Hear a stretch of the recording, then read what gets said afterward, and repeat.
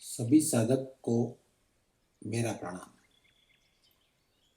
आज मैं आपसे ध्यान सरल भी और सहज भी इस बात के प्रथम कदम शरीर शुद्धि के विषय में बात करूंगा।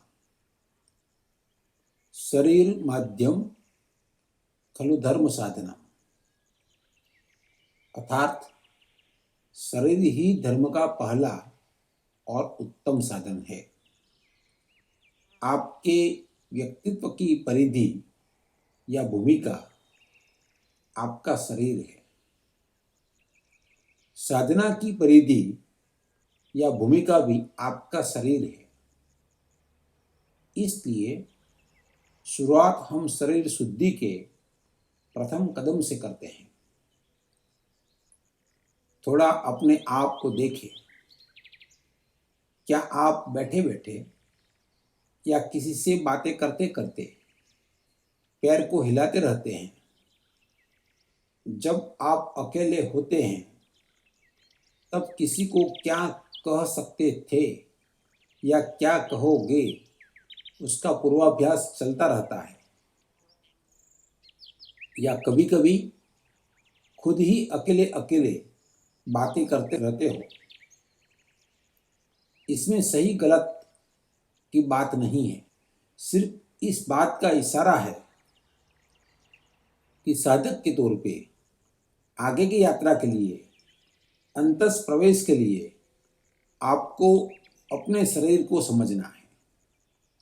शरीर शुद्धि के क्या अर्थ है?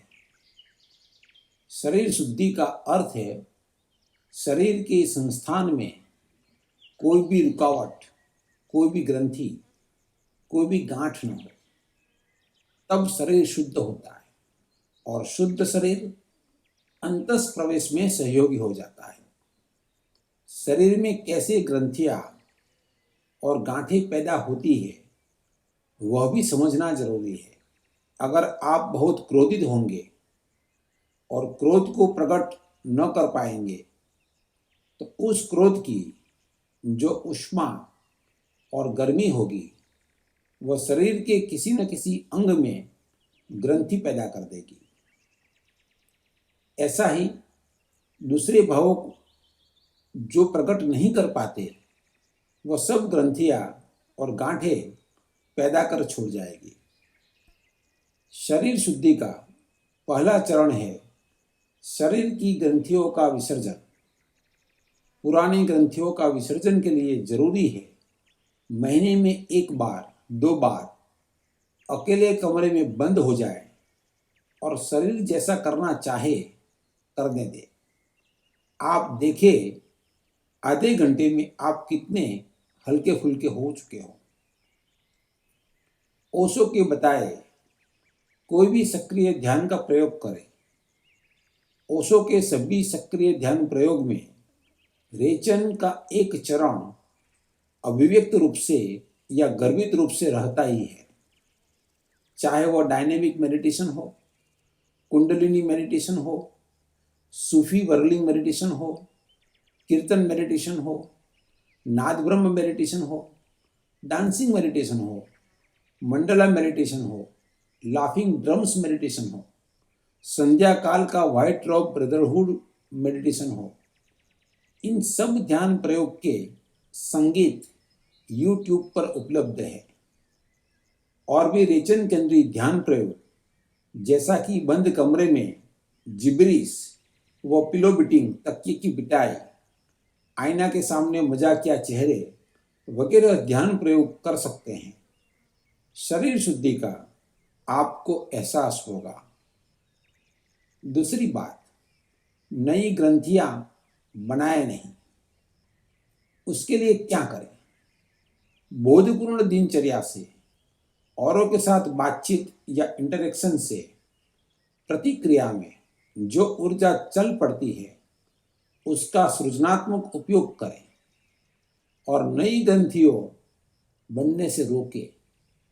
उदाहरण के तौर पर मानो कि आप दफ्तर में बैठे हुए हैं, आपको क्रोध आ रहा है। और आप क्रोध को प्रकट नहीं कर सकते।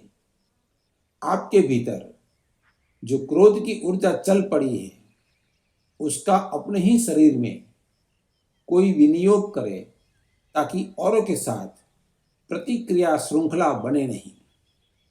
अपने दोनों पैरों को जोर से सिकुड़िए। वे पैर किसी को दिखाई नहीं पड़ रहे हैं।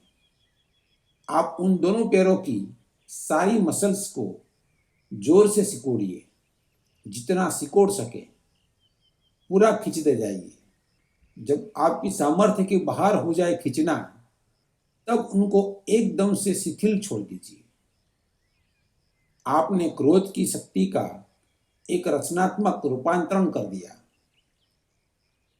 दैनिक प्रवृत्ति कार्यक्रम में चलना, दौड़ना, तैरना, एरोबिक्स या जुम्बा डांसिंग, बागवानी, ऐसा कोई भी एकाध प्रवृत्ति को जोड़ देने से भी शरीर के तल पर रेचन का अवसर भी मिलेगा और नित्य शरीर शुद्धि का एहसास भी होता रहेगा। कहते हैं ना, पहला सुख निरोगी काया। शरीर शुद्धि के लिए स्वास्थ्य की भूमिका बहुत जरूरी है। उसके लिए सम्यक आहार, सम्यक व्यायाम और सम्यक विश्राम बुनियादी तौर से संभालना है। सम्यक आहार शरीर शुद्धि में उपयोगी है। भोजन सुस्ती न दे तो वह शुद्ध है। भोजन उत्तेजना न दे तो वह शुद्ध है। और भोजन मादकता न दे तो वह शुद्ध है। शरीर स्वास्थ्य के लिए थोड़ा सा व्यायाम अत्यंत आवश्यक है। व्यायाम का मतलब ही है विस्तार, और सम्यक व्यायाम होगा तो ही सम्यक विश्राम भी मिल पाएगा। शरीर स्वास्थ्य के लिए सम्यक विश्राम, नींद भी अत्यंत आवश्यक है। आपका शरीर और उम्र के लिहाज से इतनी सम्यक नींद हो जाए कि शरीर स्फूर्ति से भर जाए। शरीर में ना तो आलस्य को बढ़ावा दे, ना ही शरीर पर सुस्ती छाई रहे। तो शरीर शुद्धि के प्रथम कदम के लिए एक तो पुरानी ग्रंथियों की निर्जरा, दूसरा बोधपूर्ण दिनचर्या से नई ग्रंथियों का सृजनात्मक उपयोग, और तीसरा सम्यक आहार, सम्यक व्यायाम और सम्यक विश्राम से उपलब्ध स्वास्थ्य। ये तीन बातों का ध्यान रखना है। शरीर शुद्धि का मतलब है ग्रंथियां बिखर गई, बोध भी निखर गया, तन बदन ठहर गया, बोध में संवर गया। ये छोटे छोटे कदम हैं। इसका प्रयोग कीजिए और अपना शरीर शुद्धि उपलब्ध कीजिए। सुनने के लिए बहुत बहुत धन्यवाद।